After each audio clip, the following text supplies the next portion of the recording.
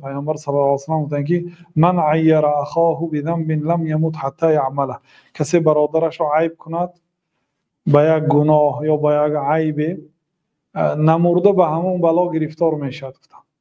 یا آدمی کور میبینید، شما به جای اینکه وی عیب کنید یک کور گویید یا یک کال گویید یا یک مثلا شال گویید یا یک سیاه گویید، مثلا شما پناه طلب کنید و حمد گویید الحمدلله الذی عافانی مما ابتلاه به و فضلنی علی کثیر ممن خلق تفضیلا. حمد به اللهی که به این بلایی که این برادر را گرفتار کرده است مرا گرفتار نکرده.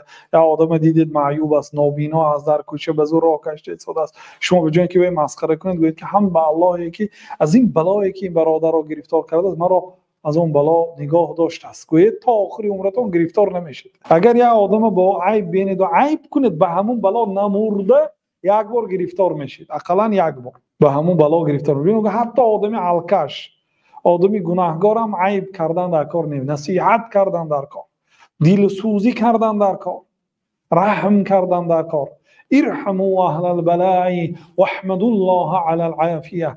حضرت عیسی گفتند که اهل بلا را رحم کنید و به عافیتی که الله به شما داده است، تینجی امانی که داده است، الله تعالی را حمد گویید. امام مالک در موطا روایت کرد.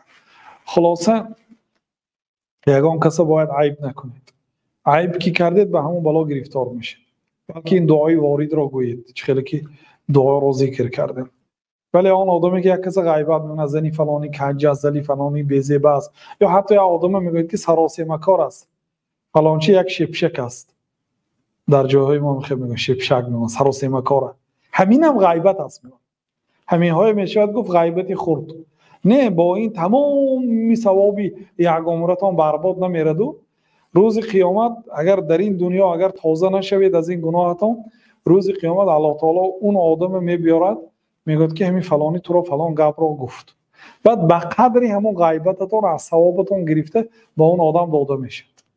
اگر ثوابتون نباشد از گناهی وای گرفته به گردن شما داده میشه.